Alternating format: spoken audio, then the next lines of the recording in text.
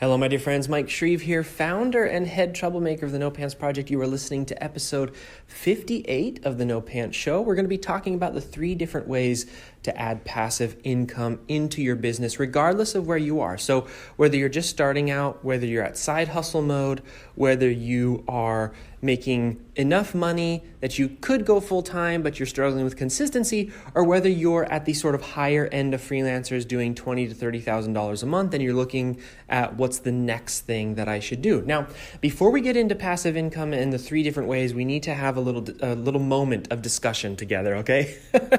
There's a lot of bad ideas about what passive income is. We've actually done an entire podcast episode earlier on in this podcast where we talked about what those problems specifically are. Most people think it's either a push button thing where you work for 2 minutes and then you go retire in the Bahamas for the rest of your life, or what's almost even worse than that is that they think that all passive income is only a scam, that you can never add passive income, and the only way to grow a business is if you yourself are working on it every single minute of the day. Now, the problem with that, first off, let's address the first one. So clearly, working 2 minutes a day is not going to make you millions of dollars and allow you to retire in the Bahamas. So don't listen to anybody who ever teaches that. Don't believe any of those claims. You got to be smart. That's not real, okay? So that's not real. But the second thing isn't real either, which is businesses grow all the time without the owner of that business having to work every single minute of the day. So think about this. You probably have a job right now, or you had a job in the past, or you know somebody who has a job. It's very likely that the owner of that company isn't working 24 hours a day. And you have to ask yourself, well, then how is that possible? How does a company grow in size, in revenue, without the owner of the company somehow warping time and working 90 hours every single day? The answer to that is strategy. The answer to that is specifically they've implemented passive income strategies into their business. You are a business owner as a freelancer.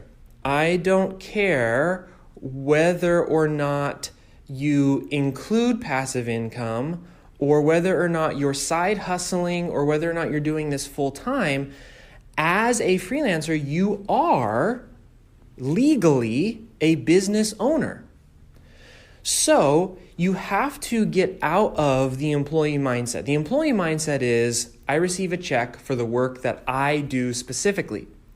A business owner says, I receive payment or money for the value I create, regardless of how that value is created. Whether I'm the one creating it myself, or somebody else is helping me to create it, or I've built an asset that creates that value for me. Okay? So it's very important that you have a mindset shift if you want to add passive income to your business. Now, I highly recommend everybody add some sort of passive income to their business, because passive income is what allows you to take a vacation, right? If you, as a business owner, have gotten yourself to a point where money comes in, even when you yourself aren't specifically doing the work, right? So you don't have to be working on a client project for money to come in. That's how you take a vacation and not suffer financially. It's also how you add padding and consistency for those months where maybe there's not a ton of clients happening all at the same time. So for example, let's say you've got $2,000, $3,000, $4,000, $5,000 a month coming in passively, meaning you don't have to work for it to come into your business. And let's say that you have a month where you get sick, someone in your family gets sick. Maybe you just want to take some time off, or some unforeseen thing happens, and you are able to then pull back on the work that requires your time and attention. And the passive income, that $2,000, $3,000, $4,000, $5,000 a month, can scoop up what is what would be missing financially from your client work, okay? Typically, what I like to do is have my passive income pay all of my bills plus a little bit of extra, so that I know every month, the mortgage is getting paid. Every month, insurance is getting paid. Every month, food's getting paid. Every month, we're paying for this for my kid and we're paying for that. That way, regardless of what happens with the client work, I have outcome independence. Okay, so that's our little mini course on passive income and what it means and et cetera. We have another podcast. Check that out. But let's talk about the 3 ways to get paid while you sleep, aka passive income. There are 3 different ways. Number 1 is creating passive assets. Number 2, partnership services and referral networks. And then number 3, leveraged passion projects. So let's start with number 1, creating passive assets. What in the heck is a passive asset? Typically, it is something like taking whatever knowledge you have and for whatever reason somebody hires you to do something. So for example, if you're a blog post writer and you typically will not only write blog posts but also create content strategies, whether you also take those blog posts and get traffic, et cetera, et cetera. Whatever it is you do surrounding that blog post and the writing of it and the creation of it, whatever people pay you to do, you then package all of the knowledge that you have around creating that, and you sell that knowledge in the form of a training program. Now, there's lots of different ways to sell it as a training program. We don't have time, unfortunately, to get into the nitty-gritties in terms of that, but in the short time we have together here on this podcast. But keep in mind that what you are doing here is you are creating something that can be sold. So it's just a course, an online course, maybe it's an ebook. Right? There's lots of different ways you could publish this information. Let me just run through it really, really quick. It could be a nonfiction ebook on Kindle. You can make an ebook that you host yourself and sell it from a sales page. You can make a Udemy course. You could put your course on ClickFunnels. You could put your course on Thinkific or any of these other platforms, Kajabi. There's lots of different ways you could sell it.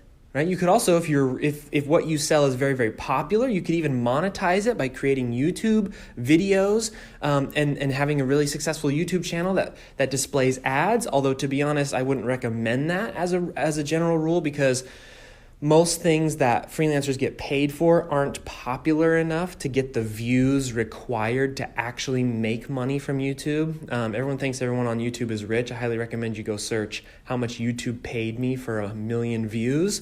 Go search that on YouTube. They don't make that much money. There's a few that make a lot, but then it's, again, one of those long tail things where a lot of people don't. So there's lots of different ways to publish that. But again, at the end of the day, what you're trying to do is you're trying to offer something for people who either don't want to hire you because they want to do it themselves, or can't hire you because your fees are too high for their business. See, one of the problems with a lot of freelancers is they say, if someone can't afford them, I can't do anything for them. And that's not true. If someone can't afford you, don't reduce your prices, but create assets like this thing, which we call packaged knowledge. Create an asset that will still get the job done, but won't require your time. So that's one way to add passive income. And the price range on packaged knowledge can be anything from $100 all the way up to $10,000, just depending on what it is you're offering, how you're offering it, what you include with the offer. Okay? But the point is that you're creating passive assets. So let me give you some ideas for the kind of passive assets that you could create and add into your freelancing business. There's templates. So if you use a blog writing template, if you use an email template, sell those templates. You can sell them to other writers. You can sell them to business owners. People who are afraid to hire a writer because they don't want to lose their voice, but they know that their emails aren't that great. Maybe you know how to write emails a certain way. Maybe I taught you. Maybe you learned from someone else, and you take those and you sell those as an asset because it is an asset. In the knowledge economy, which is the economy that we live in, knowledge assets exist. Things like templates, things like mini training courses, things like calendars, content calendars, fill in the blank calendars, things like, here's one that would be really fun. I've been actually thinking about doing myself and adding into my business, like a 90-day quote unquote program where somebody buys my program, and then every day for 90 days, I send an email. Now, the emails would be all pre-written. I wouldn't have to do it every single time. I'd just sit down one time and write 90 emails, or I'd write the 90 emails the first time I sold it, and then that would just be the 90 emails forever and ever, every time I sold it into the future. But each one of those emails, maybe it contains something like an activity that someone has to do every single day. I've thought about doing this for the No Pants Project, actually, as a passive income, where for 90 days I would help people to basically remove distraction from their life, 80-20 what they're doing, and really sort of like optimize for peace and happiness and productivity.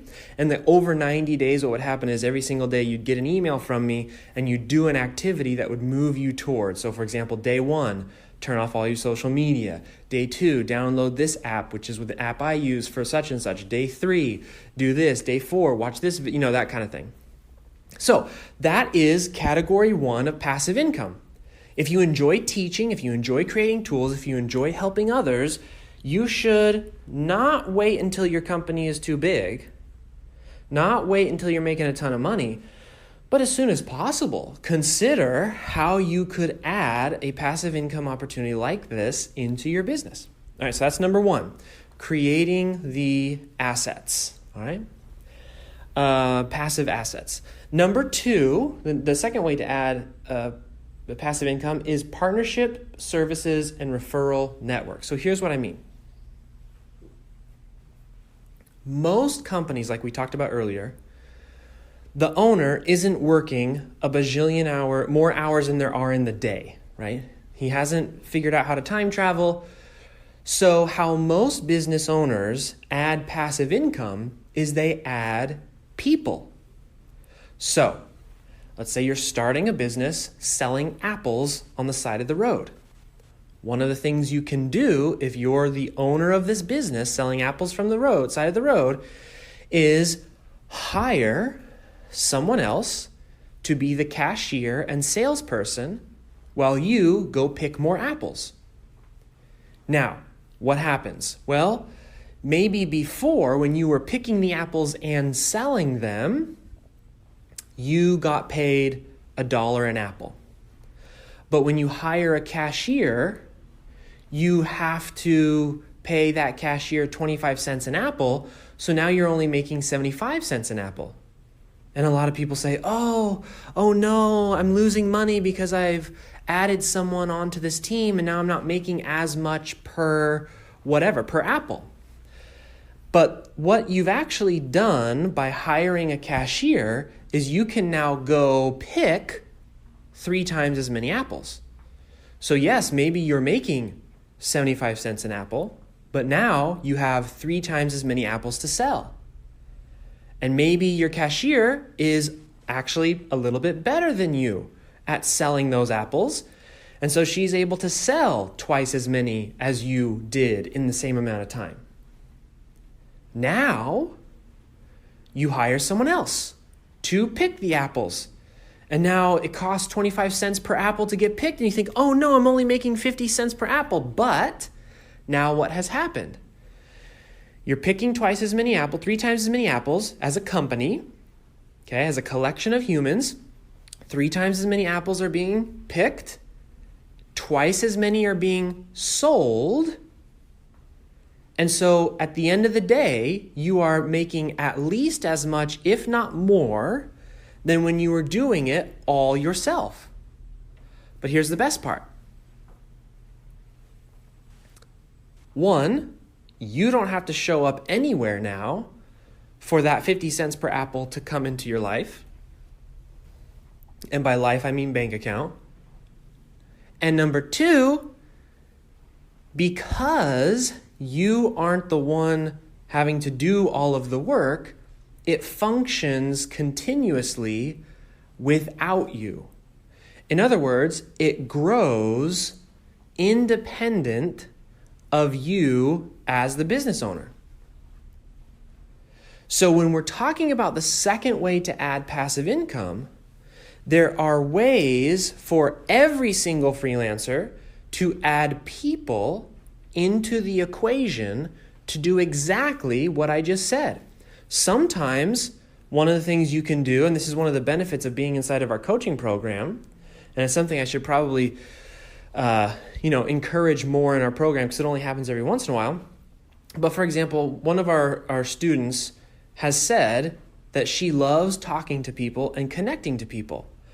But she has also said, and I'm not calling her out or anything or put her on a spot, she also has said, that's her favorite part. The other parts of running a freelancing business aren't her favorite part. The second she posted that, I thought to myself, you know what? If I was in that group, I would have contacted her and I would have said, hey, look, you're better at getting the clients. I'm better at serving the clients. Why don't we work together? So now you have somebody who's getting clients and you have somebody who's serving clients. Then I would have said, let me see who's better than me at delivering the client work. So now you have somebody out there getting clients, you have somebody out there delivering client work, and your job is to oversee it and etc. Now your entire freelancing business is being run like an agency, which has the potential for passive income. Now, that might be an extreme version, right? To build something like an agency where you've got all these people and things. There's also much easier ways to do it, like a referral network. So for example, maybe you have connections with other freelancers. Maybe you're a writer and you know designers, and you know web people, you know traffic people. And every time you get a client for your writing services, let's say you're doing email copywriting, your client says, gosh, I really wish we could have more traffic. A lot of freelancers will say, well, let me figure it out. Let me learn traffic and then I'll get paid for the work that I do for you. What I do now, so me in my actual freelancing business, I only stay in my lane in the things that I love doing, and then I refer everything else out. So I have friends who are really good at traffic. I have friends who are really good at design. I have friends who are really good at strategy and all these different things, and I focus specifically on the parts that I focus on. And what I've done is, because I'm bringing referrals to these friends of mine, I say, whenever you close a client, give me X percentage of whatever that client pays you as a referral fee. That's passive income. All I have to do is send an email, and literally what I do is so let's say I'm referring for traffic, okay? Because one of my clients needs traffic or something. I'll say to the client, look, I can't do it for you, but I have a really good friend. Let me start an email chain. I'll CC both of you. You guys make the connection. And in the email, I say something literally this simple. Hey, John, please meet James. James is amazing at traffic. He's helped me do X, Y, Z. James, meet John. John is one of my favorite clients. He's amazing. Here's the projects that we're working on. I hope you two can connect. When you do, let me know about it. I'd love to hear about it. I have an agreement with James. I can't remember if that's the person who we're pretending is doing the traffic, but I have an agreement with the traffic person that, we've agreed a long time ago. This is how much you'll pay of whatever the client pays you. One email, and sometimes if that client turns into a retainer for my client, it turns into monthly payments for me. Now, my friends, they love this because they don't have to go spend money on marketing. They don't have to do the client getting. Literally, I'm bringing clients to their door, okay? And that has become for me over time a fairly significant source of income for which I do not have to really do anything for. Once I make the introduction, and if it turns into a retainer, don't get me wrong, I'm not making thousands of dollars per client per referral. It might be a couple hundred here, a couple hundred there, but because I have amazing clients and I'm able to get them so easily, establishing that referral network, it begins to add up. Okay, so we've talked about creating passive assets, and we've talked about partnership services and referral networks. Let's now talk about leveraged passion projects, which is probably my favorite. This is, and this has been for me, fiction. So many of you know I started my freelancing business first because I needed to get paid now, but I'd always wanted to write fiction.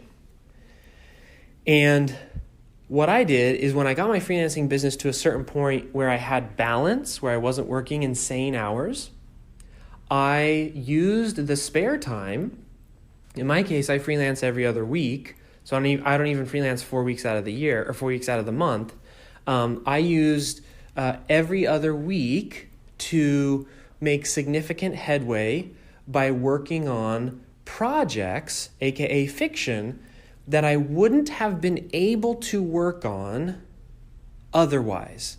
So let me give you an example, or let me sort of talk about this example, and maybe you can think of one in your own life.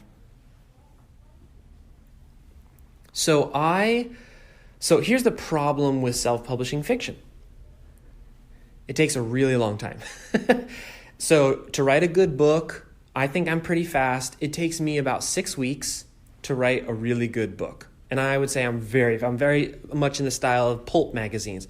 I also have a lot of extra time, right? So this is working quite a few hours a day on those every other weeks, and then like about an hour or two every day when I am freelancing. So even with all that free time, it still takes me 6 weeks to put out a pulp level book. Okay. So it takes me 6 weeks to write one, significant time input. Then it takes, I spend quite a bit of money on editing. I spend quite a bit of money on book covers. I spend quite a bit of money on formatting. And then I put that book onto the Amazons, and I still need books 2 and 3 and 4 and 5 in a series before you really start making any money, because one book tossed onto Amazon isn't going to make a lot of money. So it's 6 times how many books I need in the series before I start making money. And then Amazon itself doesn't pay you until 60 days after the month. So trying to make a bunch of money from fiction very quickly just wasn't going to be a thing. Like I can do the math, right? I can say, well, gosh, that's going to take me months, if not a year or more, before I'm really making a significant amount of money. But at the same time, fiction for me is also relatively passive after I create the passive asset, which is the book itself. I don't have to do too much. I have an assistant who helps me run the ads and do all the ad buying, and I trained over time. So I did the second thing, which is I added people to my world so that particular income could become more passive by looking at what I was doing every day and figuring out if there was somebody who could do it better than me, and then hiring out for that. But the point that I'm trying to make here is I could do the math. I knew it was going to have to be something that wasn't going to be quick, and therefore it had to be done on the side, and it had to be done on the side for kind of a long time, because it wasn't going to happen overnight. So what freelancing allowed me to do was to buy that time and devote a significant amount of free time, extra time, to move my schedule around so that I could create the passion projects that I was interested in. There are some students in our program. One has done passion projects in the gaming industry, has built games, has worked on games. We've had somebody who freelances as a designer, but then sells her art on Etsy, which is what she really is sort of wanting to do. And these are all typically passive style income situations where, you're building a game, you build the game once, and then you sell it a bunch, right? And you don't have to really get too much involved. It's not trading time for dollars. You create your art, you put it up, you sell it. You can do prints, right? I think she's doing a lot of digital prints, which is fairly passive, fiction books, and et cetera, and et cetera, and et cetera. The point is that this is a way to add passive income, which a lot of people forget because they think I can only have one business at a time, right? If I were to take the mentality and say, well, I'm already a freelancer, I can't do fiction too, I never would have got my fiction business off the ground. The fiction business makes me at least 6 figures a year. So that's something that is something to consider of expanding the potential for what you could add as passive income. It doesn't matter if it's directly related to your freelancing business or not. What the freelancing business does is it allows you the time and income leverage. It allows you to get out of a job, which forces you to be a certain way, to think a certain way, to be at a place at a certain time from X to Z time, right? So if you have to be there at 9 to 5, and then you have to get home and be with your kids, and then by the end of the day, you don't have any time to do your fiction. You have the option, say for example, if fiction is what you want to do, you have the option of just staying in the job and trying to squeeze fiction in, which you already know isn't working, or really quickly, in a couple of weeks, in a couple of months, build your freelancing business to get out of the job, to pay the bills now, and now you've got all this time. So part of, again, we're talking about smart strategies, of smart business strategies, using the leverage of opportunity. So the opportunity to start a freelancing business to move you towards what is typically a more passive approach, a more passive income for your, whatever it might be, fiction or selling prints. The same thing can be done for just things in general. So for example, maybe your passion is real estate and you want to get into investing in real estate. Well, freelancing, leveraging the opportunity, don't wait 20 years until the job, which you're barely getting paid enough right now, much less to be able to save money to put down in real estate investments. Instead, go build a freelancing business because it's relatively easy to do. It's relatively high margins. You can make quite a bit of money. Stack some money away and start investing in real estate. If that's the passive income that you want, I would consider that a passion-driven project. It's using the opportunity of freelancing to explore alternative income sources or passion projects. Okay, so those are the 3 different ways. 1, creating passive assets, typically packaged knowledge, which is take what you know, turn it into a tool someone can use, either through a program or through some kind of template. Number 2, partnership services and referral networks. So in other words, adding people, whether you're referring or whether you're adding them to your team to add passive income opportunities within your company, which is the company of you. And then number 3, leveraged passion projects, which is exactly what we just talked about. All right, my dear friends, hopefully this has been helpful for you to consider passive income. Understand, it's not going to happen overnight. None of what I just said happens overnight. Unfortunately. I wish it was not true. I wish you could just make millions and millions of dollars by snapping your fingers, but unfortunately, that's not how it works, or at least I haven't figured out how to do that. I don't think anyone else has either. But so it's not going to happen overnight, but also understand that if you were to do any of these, you certainly would not be the first person to do them. In other words, this is how business works. This is how you build something that's not just time for dollars. Okay? Not just time for dollars. If you'd like help with creating passive income in your business, please visit us at thenopantsproject.com. Watch a free training. 1/3 of that training is about passive income. And at the end of that training, we'll invite you to join us inside of the No Pants Project program, where we go more in depth and we talk a lot about passive income, how to do it, how to build it, how to sell it. That's another important thing. What mechanisms do you need in order to sell something like an asset, a packaged knowledge asset? How do you structure deals for partnerships and referral networks and all that kind of good stuff? All right, my dear friends, that's it from me. This has been episode 58, 3 ways to add passive income to your freelancing business. Hope you enjoyed it, and I'll see you in the next one.